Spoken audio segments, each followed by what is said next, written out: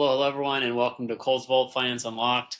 We've got an amazing episode for you today. We've got Tanner Anderson here with us. Tanner and I met professionally a couple of years ago, and he's a whiz and does some really cool and really interesting things within private markets. Today, we're going to specifically talk a little bit about private equity. Tanner, do you want to just introduce yourself a little bit and tell us a little bit about what you're doing now? Sure, yeah. Thanks for having me on. So I've been in private equity my whole career, family offices particularly. Family office is the sphere of people that have typically 100 million plus net worth, and they build a family office, a business around their wealth to continue to invest it and grow it and make it dynastic across their generations. So I've been running my job for my career has been running private equity due diligence or investment analysis for their employers. So I've been across 3 family offices. I've seen hundreds of deals across every asset class you think of within the private world. Mm-hmm. It's a space I've loved. Space I've learned a lot. There's a lot of pain with it.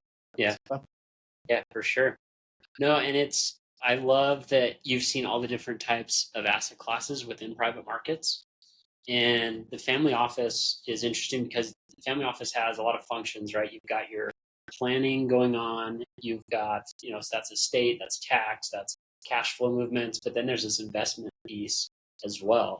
And as you would imagine, those groups get access to some pretty interesting deals and interesting opportunities. So I actually bounced from the family office world because I really understood family office assets and managing those assets. And the family I've been with for a while that is just an exceptional entrepreneur. We determined that there's no real good solutions for managing private assets. So like anyone go out there, the biggest place that you use to manage private assets is spreadsheets. And there are so many problems with that. The thing is public assets are regulated to share information. And they're across the ledger across millions of people that are actually tracking this stuff and making sure it's right. Yeah. When you have a private asset, you have this one real estate deal in Texas and you're getting emails quarterly. Like tracking that plus 5 other deals and making sure the data is right and you're getting good information isn't easy. So I bounced from the family office direct due diligence world, and now I founded a business, a startup or tech company to help manage private assets for family offices and ultra high net worth. Anyone that has private assets, we're building a company called Track. Got some great technical team on there, and these serial and entrepreneur family offices are behind us. So we're trying to build the next generation way someone tracks private assets. Yeah. So keeping track of seeing everything in one place, accurate information, up to date on what's going on within the funds, that type of thing. I'm thinking dashboard. Yeah, like dashboard. If anyone's out there has private assets that has an advisor that's looking at it, go ask an advisor how that's doing. It'll probably take you 2-3 days before they get any response back, and it's not going to be that good. They're going to say, "I'll let you know." Yeah, I'll let you know, and they're going to go through all their emails. But the hard thing is that are they looking at every email and then making decisions? I found the world that we live in is very reactionary because everyone's busy. So we're building code. We're writing code so that we can make it proactive rather reactive. Love that. So that when something happens, like we can say, hey, this real estate fund said and projected, you put it in, that they'd be giving 9% cash per quarter after 3 years. Well, we've passed that last quarter and it's 4%. You want to reach out to them or just know that this thing is happening. So the next time I reach out to you for more money, you can ask about that. Something you can't really do by yourself. That would be enormous because there's the initial due diligence, and they normally have forecasts to be able to mash that up and see how that is on par. It's like in the public space, you do that all the time, right? You've got your earnings call, and there's always an expectation, and so that's you don't have that in the private world. That's what we're trying to do. That's awesome. So is it like an app? Is it on desktop? Yeah, it's a business. It's a company. It's a mobile app. It's mobile first, desktop responsive. Our bread and butter are the people that have a deep private asset portfolio, but we're working really hard to build something that that solves anyone that has private assets it really needs. Yeah. What's the ideal client? Customer? Yeah. At this point, we're in the beta phase. We probably have 6 more months till we productionize what we're doing and go sell it out. We're probably in the 25 million plus range. that makes sense. Outside of that, it's you have some tools out there that are helpful. And usually, if you don't have many private assets, like you can do e-money, you can do things that can help you. Yeah. So probably in that range, you have private assets. Honestly, if you're using spreadsheets to track private assets, you should talk to us, talk to Track, go find us. We can help you a lot. Yeah. Where can people learn about Track? Yeah, I think the best way you can reach out to me right now, honestly, is just through LinkedIn or an email, tanner@track.bot. Awesome. Cool. How would you define private equity for somebody who is unfamiliar with that term? Yeah, private equity is pretty. I think it's not very well understood. Private equity usually communicates either one of two things: one, venture capital, where you're investing in private small deals, small companies that like barely have an idea and probably lose your money, or it goes from the other to the other extreme of leverage buyouts or groups that will buy businesses that will gut them and then sell them for profit. So you kind of have a negative connotation there. Private equity itself is an umbrella term describing any investment in a privately traded, so not publicly traded, which is not liquid, they're not marketable, asset that you're buying equity, buying common stock. So you sometimes loop in like private credit in there as well, but that typically means you have real estate and all the spectrums across real estate. You have businesses and all the spectrums across businesses, and then a host of other alts you might invest in. Yeah. Yeah, when I think of public markets and a lot of what I spend my time in, I think of kind of two categories. There's like this ownership category, there's a lending category. And private equity, one of the things that's really interesting to me is that you get blends between those. You get more complexity between those, or you get deals that incorporate both. Yeah. Who can invest in private equity? Is it for specific people? Who can access it? Yeah. Anyone can put dollars into a friend's company they're starting. You can put, your $100, your $100,000, or real estate group, or help buy a rental project with someone else. That's all private equity. Typically, how defined people talk about private equity is usually institution funds, like a venture firm or a real estate firm that's raising capital. And those deals you do have to be an accredited investor, which means it's 1.2 million and I think net worth outside your primary residence, so 200,000 per year. So you have to reach a certain hurdle of capital to make it make sense, and that's a lot because of the risk. The risk is a lot higher in private equity. The returns also can be a lot higher. But I think if you have $100,000 in your net worth and you're putting in $30,000 in one deal in private equity, it's a pretty bad. Your advice won't advise that part. So anyone can get in it generally for direct things, but when you're actually getting into the world, you have to have that kind of network. And really, I would suggest, depending on the asset class, the type of private equity you get into, always Warren Buffett definitely believes in you invest in what you know, right? You don't invest in something you don't understand. Yeah. And so invest in things that, if you know real estate, you build a career out of real estate, you're a real estate broker or a real estate agent that know this space, and you have some opportunities to go buy real estate or invest in a fund if you have the net worth required. Spend more time there than in like venture capital or in SaaS or software or health tech, things that maybe sound really awesome, or AI because it's so exciting, but you have really not much. Yeah. Right at the beginning of that, you mentioned the difference between a fund versus a direct deal. So fund being more of a syndicated offering where they're trying to pool assets together. A direct deal might also be pooling assets, but it's structured a little bit differently. And you mentioned the network and how you might be able to get access through your network. How would you say the network of people plays into access to private equity? Yeah. This is a hard thing, and I think that's why there's rules around who should get in private equity generally. Because the moment someone says, "I have money to invest," you have a lot of hands raised that will be willing to take that money. And it doesn't mean they have to do really well with their money to make money themselves, because of how the fee structures work.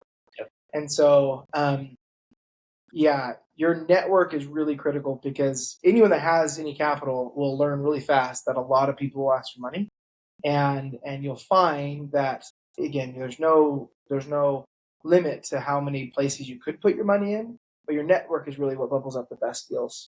As well as I think people tend to just they like to share the best things with people they like the most. And so Yeah, you build a makes relationship, you're sense. going to share it with your neighbor that you know well more than you're going to share it with some random person if you have a great deal. So I would say that those that are in this space, and I think that's one of the plugs for private equity. I think when you're looking at like the typical mass affluent person, private equity is a very small or non-existent portion of the portfolios. Yeah. If they have the ability to invest, I think there's value investing. Where I live, which is the family office world, a lot higher net worth, a lot more access. Um, the the relationship part, like you don't need a good relationship to invest in Apple. You should need like maybe a good advisor that knows Apple and like kind of has some feeling. But even then, like you're in a shot in the wind, you kind of read some technical charts and things. You can just go buy it. Yeah, you go buy it. You just go to Robin and buy it. For you to invest in like the new apartment complex down the street, you have to know someone that's willing to put you in that deal. And that relationship, like 5 years down the road, they're going to go reach out to you for more. Like you're going to build. It's one thing you can't really build relationships with private markets. You can and you have to build relationships in the private markets. And that's what I love. So there's added benefits than just capital. There's also like the relationship capital. That's a huge difference. And I love the way you phrased it, the relationship capital, because you don't get that at all in public markets. That's a really good term. I like that. I'm going to steal that. I mean, you mentioned so many things there. One of those was fees that a lot of times private equity funds may not even have to perform well to make a good amount of money. Yeah. And that's because of their fee structure. Do you want to hit on maybe what a common fee structure might look like for? Sure. Yeah. So this is for funds which are syndicating or raising capital outside. Typically, depending on the fund type, remember there's a spectrum across private equity. So you have, talking about companies, let's say you have all the way from venture seed capital through growth and buyouts. So smaller companies getting to more developed, established. Very companies. small. I have an idea. I need 200K to be able to put this off the ground. And then large companies, like we got access to SpaceX. Technically, that's a private equity deal because it's not public, right? But it was like, I don't know, tens and tens of billions of dollars in value, and they're raising hundreds of millions of dollars. So like, you're not gonna, with my $5,000 check, and I'm not gonna do much with that. Yeah. But I could do something with a small deal. So the fee structures do change across that spectrum, and as well as real estate. Like there's nuances, but generally, the general common way people describe fees are 2 and 20. That's like the typical fee structure, which describes both the management fee and then the incentive fee, or what they call carry. Management fee is typically an annual fee they charge on how many assets they hold or they've invested. And that's 2%. 2%. So 2%, I put $1 million in, they're going to take $20,000 per year for the next 5 years. Regardless of what happens. Regardless of what happens, right? That's just to operate. Funny thing is, they're still getting rich off that 2% typically. Yeah. Like that it's not just operations; it's good paychecks. And then what ideally is their incentive. The incentive fee, which is the carry, is structured in a way that lets them win as you win with your capital. So typically, there's some sort of hurdle rate or some amount that they have to return back their money so that they can start participating in the increased profits. So again, there's a lot of like vernacular here, but there's a liquidation preference. So the amount of money you get back before they start participating in that hurdle, that's usually 1x, or there's maybe like an 8%. We're going to give you 8% per year before we get any money back, and those are great deals. Real estate plays into more of like the pref world where they start getting percentages. Make sure you get that. Also, because real estate starts paying out faster because you have cash flows. But private equity, you invest in a seed deal in someone's company, your buddy's company, you might not get a check back, if ever, which likely you won't, for 10 years. Like that would be a likely situation if it wasn't going to just fail immediately. So they're going to charge more at the back end. Yeah, and then it's illiquid, right? For those 10 years, you wouldn't be able to just go back and say, hey, I need my money back because I want to buy a house, or hey, I need my money back or something. So liquidity is a big difference in public versus private. And then the time horizon. Because we work with a lot of investors who say they have a long-term time horizon, but their lives are dynamic and they might not have the financial stability or capital to be able to put certain things off and wait for that 10-year horizon. That goes back to the suitability you mentioned. Who should actually be in these deals? So there's that like both those are on a spectrum, private equity, because you could invest in a deal that's, I mean, we see a lot of deals that say, hey, like we need a bridge round, which is we need capital just to bridge us because we're burning money now, but we have we have an LOI to actually buy our business in the next year. And we know the valuation. We need capital to get to that point so we don't run out of money until then. So like that one is way different. You have a year of capital out, hopefully, right? You never know. There's no promises there. And then from the liquidity perspective, very illiquid. There's varying levels of liquidity. If it's a good deal, you can typically sell secondaries, which means think of like a public stock. If Apple issues more shares, that's primary stock you're buying. If it's secondaries, you're trading with other people. So you could sell your position in a private deal, but typically, like the market rate's usually 30% discount value. Yeah, and I believe, correct me if I'm wrong, right now that's becoming more and more popular to do a secondary because investors, when they go into one of these deals, probably have some sort of expectation of when they're going to get their money back. Yeah. And if somebody can't make a good exit through an initial public offering, an IPO, or through a business sale, some other means of exit, then they might look for a secondary market and kind of trade between funds. Yeah, interesting because you mentioned SpaceX, and maybe this wraps back to the fees. You know what your fees are there. There's public vehicles it might be similar to a mutual fund, but they have limited liquidity. I know we own one in some of our portfolios that has exposure to SpaceX, but it just adds layers of fees, right?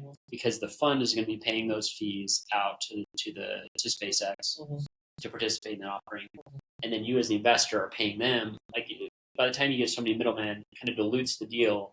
And so even if you can get access, that access may not be as advantageous. Yeah. The really tricky part with like a SpaceX deal is SpaceX is typically not the one that's raising capital. It's usually like some group that's raising outside capital for them. So that's the one that's charging all the fees. But those groups have regulatory requirements on how many investors they can bring in and what kind of investors they can bring in. So like a typical thing anyone should know is they're investing, for example, in venture capital. Venture capital regulated companies can only raise from 99 accredited investors. So if you're raising $50 million, the average check has to be $500,000, right? You can't do any less. And that, hence again, it's really hard to get into this space without higher net worth. Yeah, and that's a great point because I think a lot of times some of those fund minimums come off as being snooty or exclusive, which to some degree could be. But the fact is, they have to obey the law of the land, and so they need a certain check size to do that math work. Yeah, it's an interesting nuance, especially because the better the fund typically is when they raise their fund size, and consequently they'll raise their minimums. And so what they're doing is pricing out more people as they become a better fund, which really effectively means that people that don't have as much capital have less access to the best funds, which is funny. That's why private equity is. I think there's something looked down upon, which I think makes sense. Like the wealthiest get the access typically to the best things, and the least wealthy get access to things that not many other people want, and sometimes for good reason. Yeah, there's kind of a trickle down effect of what's left over might come down to more the general public being able to access it. Yeah. So what are some of when you're going to analyze a deal in private equity, what does that process look like? What's involved? What might be red flags along the way? Sure. Well, I think very different answer depending on the type. Is it real estate? Is it early stage business? Is it late stage business? What would you want? Let's go with the late stage business. So more maybe leverage buyout. Like this is more of an established company later on in its life. Yeah, leverage buy. So those businesses are great. The further up in the scale, the more and more people can win. They'll win less. So, like statistically, a seed business, those that actually raise capital from a venture firm, which is a high bar already, I think it's 75% lose all their money. So, and then I think 2% win a lot of money, and the rest kind of like just base hits. They're small. So you're going for that's slugger percentage. You're looking 100%. For home runs because you're only going to get a few of them. You're going to strike out a lot.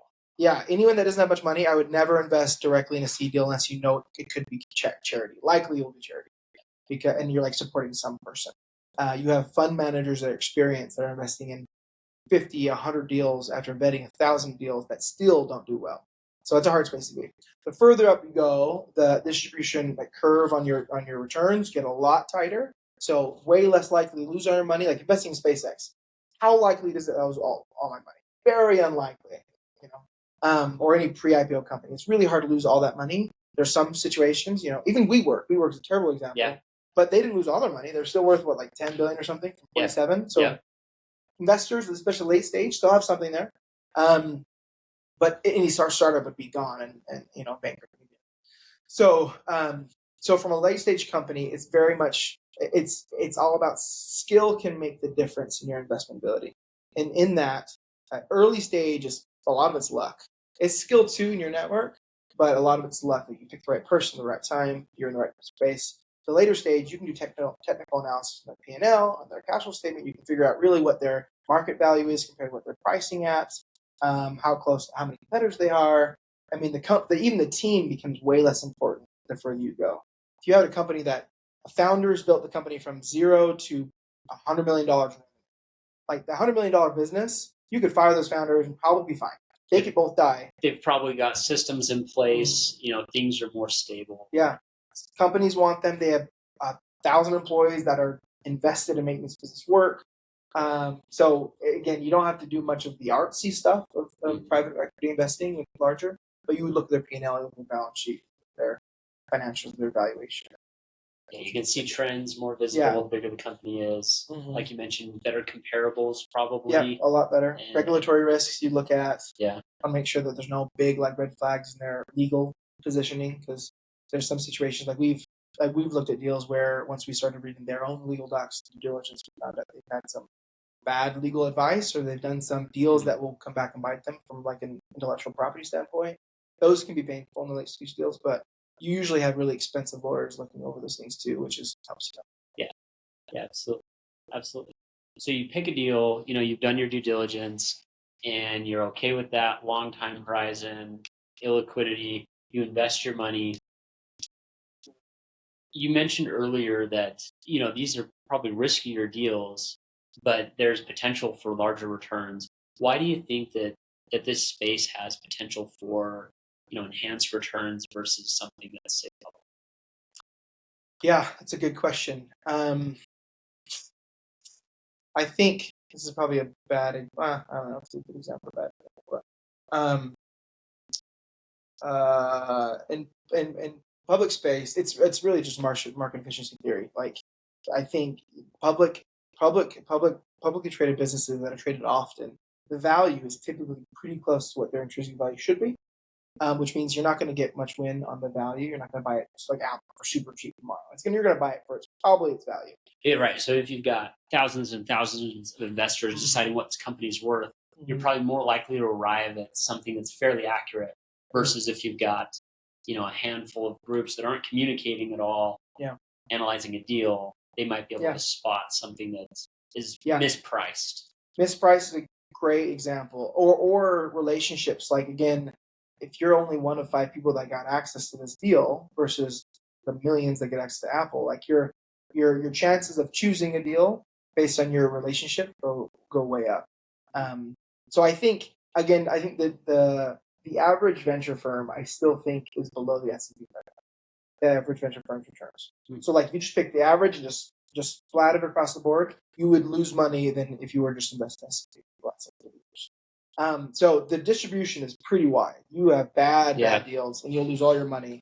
Again, you'll rarely lose money in public business. So then you have really great deals. And then, but the top quartile, top decile of private funds are multiples above anything with private funds. So I think that's a big thing is relationship. You can have a relationship. Also, you can pick Warren Buffett talks a lot about picking value. And if he had a smaller fund, he could pick a lot more value because the smaller, less traded businesses, he can go find good deals. He can do the same thing. Yeah, it's an interesting concept that the more capital you have, the more successful you are, probably the more capital you get. Mm-hmm. And at that point, you have to deploy that capital. Mm-hmm. And so the 500th stock or 500th deal you pick probably isn't as good as the first one you picked, right? Because it was 500th in line. Yeah. And that's one of the things that I think about in the public space is, you look at one of these funds that's investing in 150 stocks. I'm like, well, the due diligence that went into that 150th stock probably different than the one that went into the first pick. Yeah. And then the quality changes. Yeah, 100%. So Yeah, there's also, I think, part of this dispersion between returns and private equity is like, if you are a really good deal, like you're this up and coming company that everyone wants and all the customers, and you're growing really fast, typically you are gonna probably raise more, raise faster, and you're gonna want brand behind your raise so you can improve your business. So you're gonna try to raise from the best venture firms. You're not going to want to raise like in the random venture firm that doesn't have much clout or ability to kind of, or even relationships, or they don't know all the people you can go public with or you can sell to. So you're going to raise at like the large flagship venture firm. But those firms, funny thing, so they get to deem more over the price because they have more leverage from their strategic perspective, and they can negotiate a lot better. And then also their LPs, they're gonna like if you raise a $400 million venture firm, you're gonna wine and dine someone that can give you $10 million way more than someone that gives you 100 grand, right? Absolutely. For you and me, putting 100 grand is huge, right? Yeah. So again, it's I think another thing of the more money relationships you have in this space, you can actually use that and increase your returns. When public markets, you can't legally, you can't even have any more insider knowledge than anyone else. Right. So yeah, it's an opportunity. Yeah. And what I see in a lot of public spaces is that, some of these funds that give great access, they get very large and it just gets diluted because of exactly what you're saying. And I love what you said as well about the dispersion of returns, because there's some great charts on this actually. But let's say S&P 500 average over time, depending on the period you're looking at, let's say it's 9%, but the dispersion by year maybe goes up to 20 and down to whatever it goes to. But if you had a similar private equity, let's say it's now 10% average, but your dispersion could be like 150% down to like you said, down to potentially losing everything. Yeah. So manager selection comes in so key, and it matters. Yeah. And you mentioned the relationship capital again. I just love that. I love that term. Yep. So great. What do you think that people investing in private equity for the first time should know before going in? Yeah.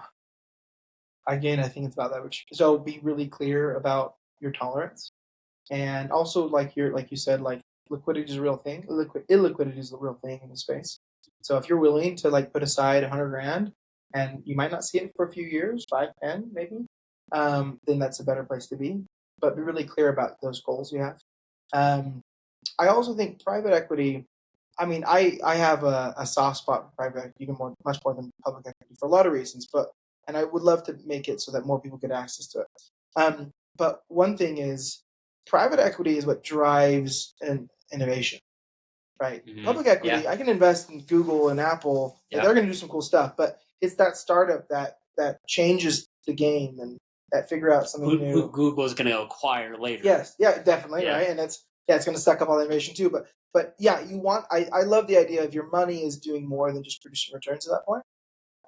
It can benefit the world, benefit humanity, depending how you allocate it. So, and also who's trying to think of the ways to solve really hard problems in the world? Typically, the ones that have this like hunger, and the hunger goes away really fast when you get really big.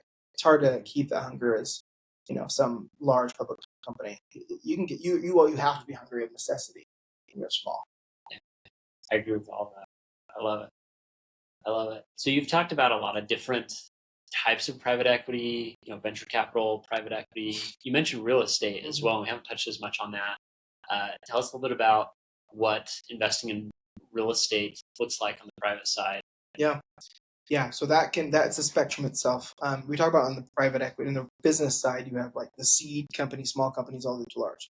So that's a spectrum of risk and return. You have the same thing in real estate in that if I go invest in a plot of land that Walmart is, or maybe buy the land that Walmart's leasing out of, great deal. Like it'd be hard for me to lose all my money in that deal, right? Because they have 15-year leases. Walmart's not going to go bankrupt anytime soon. They're not going to give that space. That's called a core plus deal, where it's lower returns. You're probably going to get like 8 9% on that deal, but really low risk.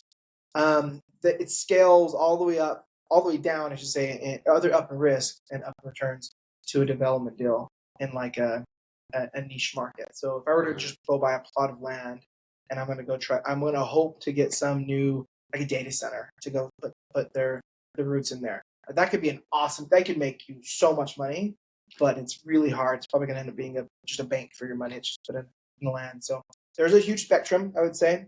I think a great place that I think we have a housing crisis in the United States, and I think residential and multifamily is a really important place to be. We have to have more dense housing to actually house everyone. So, and multifamily is really common and really, really a good place to go. I think multifamily is a great space right now. So if you want to get into private equity, I mean, generally my general item of opinion for them would be either do some really well-known businesses that you can have access to, but save more capital to the real estate. Real estate's good because it's also secured, right? Mm-hmm. Regardless what you do, you have land. It's got an asset underneath. It's got an asset. Hopefully you have a building. You have a lot of things in there that will support you not losing all your money. Well, there's a lot of people who will invest in bonds from Walmart, to take your example of the Core Plus, and Walmart's debt, right? You've got that on their balance sheet, and they're paying out, say, 4% or so annually, versus, it's a similar type of credit, a little bit different, but then you're looking at maybe 8 or 9%, and you're essentially kind of still on Walmart's credit, right? As they're your tenant. Yeah, absolutely. They usually personally guarantee it or corporate guarantee, so they have to pay you back. Yeah, there's a lot of value there. So there's a ton of opportunity there. And one thing that I've seen as well is that check size can get lower a lot of times in some of these real estate deals. Maybe they'll take 25, 50, 100 grand instead of $500,000. Yeah, because usually those deals are deal by deal, which also has its concern. I will one insider I think I've learned really well is there's something that if you're getting into private equity world, you'll get access to individual deals. So a fund might say we have a bunch of what they call special purpose vehicles, so we can go buy a bunch of assets. So we're going to invest in 5 assets, and there are 5 different vehicles, and you put your dollars with either any vehicle or spread it across, whatever. And then we'll charge fees individually on those. And it feels really good that way because you can pick and choose which one you want. And there's value there. But and there's a digression for sure, but it's something that's always annoying me. The converse is be able to invest in a fund that's set up for all 5 of those deals. The big difference is you can invest, I don't know, in all of them equally. The first one does terribly. You lose every cent you have. The next the next one does really good. The next 3 do terrible. Okay? That sponsor could still make a ton of money because that second one that did really well, they'll get their incentive fee. Because the incentive fee is only based on the deal you put in. The fund is different. If they had 5 deals, they have to return all 5 deals money plus the whatever hurdle to get any of their incentive. So you're a lot better aligned on those. That's one nuance you should think about when you're looking at direct deals. Like if you go invest in one real estate project, you have to realize that all your risk is on that one real estate project. The concept of diversification and its benefits still apply in private markets just like they do in publics. And that's one reason why you have small check sizes, because you can do an individual deal. You're not going to invest in a venture firm that investing in one deal. They're investing 400, so you have diversification there. You have to have a higher check size. With one real estate project, you put your eggs in one basket. And one of the things that we speak with our advisors a lot as far as real estate diversification, because a lot of people might have their primary residence, they might own a rental. It's probably single family or multifamily, but they probably don't have exposure to industrials, to retail, to office, the right office. Right. So there's these different sectors or different areas within the market that they might be able to access. How do you think through diversification when it comes to real estate? Is it by those kind of industries or sectors? And there's medical office buildings, there's veterinarian centers, there's a ton of things that you can do. You can do also special kind of deals with each of those. One interesting one is medical office lease back, where you essentially buy a building and then you lease it back to the doctor who has so low default rates, like 0.5% bips. And so, but you can get a markup on that and you can do well for 15 years. They've probably invested in infrastructure in Yeah. that too, I would imagine. Yeah, and like they're not going to leave there because all their patients live in there. So there's some great deals in real estate. I would say diversify to the measure that you have experience or you have someone that has experience. Because yes, multifamily I think is one of the safest places that there's just demand. There is just definite demand. There's some hot markets and there's some places that seem hot, but they're probably kind of overly built out. Like multifamily, you're analyzing the market generally, the market median income, they can pay for the rent that you're kind of proposing. Yeah. You're analyzing absorption rates, so how much have been developed in the last little bit, how much is waiting to be developed, and how much demand is there. So it's all about still demand and supply-demand dynamics in multifamily. But I would say, if you venture out and say industrial, gosh, how many industrial complexes have you seen that are just blank empty? Like you see no signs, you see nothing. Industrial can do probably better. Industrial's higher on the risk spectrum. They can do better. The multifamily, I think, is a good area. Land is at the far highest. Sure. Yeah. So I would say, diversify well. But you could also pick multifamily because you understand that space, you understand how dollars work or how houses are needed, and you can diversify geographically as well. That's a great point. Investing in DFW, which is Dallas Fort Worth, compared to investing in, I don't know, Gilbert, Arizona, could be wildly different deals. Yeah. And understanding where you know best, you can do better. Yeah, I love that advice that you don't want to stick your neck out in the name of diversification and say, I'm going to put money down on this deal that I don't understand at all, but it's diversifier. You want to make sure it's something that you feel comfortable with and understand. You'd be able to explain to somebody what the general investment thesis is here. Here's why they're going to make money. Here are the demographics of trends moving into this area, etc. So I really like that. One other diversification that I would just put a plug in for is sponsor diversification. You can't really invest in a lot of these deals on your own. So you're usually investing in some group that's putting together either capital or the development of the place, right? I do a lot of, and usually our checks are pretty large, so we have a lot of say. We can usually negotiate. But I do a lot of analysis on the team that's actually sponsoring the deal and their incentives, and the fee structure.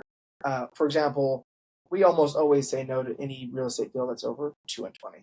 There's some higher risk deals that make sense why you have to have a higher hurdle. That's a higher number. Yeah. But typically, real estate, especially people that don't understand real estate, that's an easy place that people are taking advantage of parse fees. They'll say, actually, it's 2 and 35, and because all these great things about our deal. Or we have no hurdle, like you get your money back, you're not getting anything back. The market out there is you have a pref, which means you have a certain rate of return that they require for you to get money, and it's usually 20 to 30% carry, and not more than 2%. And then they might add other fees like, we also have an acquisition fee and a property management fee and a construction management fee. And so then you have all these other things. By the time you actually get through it, they're taking way more money than you expect. So analyzing them, their incentives is really important. Again, like I mentioned, there are great people out there raising capital. There's also people that know how to make money without building great assets because of the fee structure. And so you have to be kind of mindful of again, that's why relationships are also really important. Yeah. It's like you don't want to just invest this. Someone emailed you like, hey, we got this great luxury place in Florida. You should invest in it. I stay away from any cold calls. I pretty much stay away from. Yeah, you should be super aligned as far as structure goes, like you're saying. And then if my neighbor is the one pitching this deal to me and running this fund, it goes south, they have to look me in the eyes every day, or around the neighborhood, versus somebody across the country that I may never meet. I've even asked a sponsor, do you have your mother in this deal? Do you have your parents or family? Yeah. Are you in this deal? How much money do you have in? One thing that's really one metric to always ask about is the GP commit. And that's how you'd say it, or how I'd say it. But essentially, it's the general partner, the sponsor, how much money they're putting in the deal. Yeah. I think the requirement's 1% for most funds. But if you believe in your deal, you're going to make a ton of money off of your dollars. Because the theory is that investors should make more than the GP. So if they really believe in their deal, they should put their money where their mouth is. Yeah. All right. Well, thanks so much for joining, Tanner. Really appreciate it. Awesome. Yeah. Awesome wealth of knowledge, and maybe we'll get you again one day for another podcast. Awesome.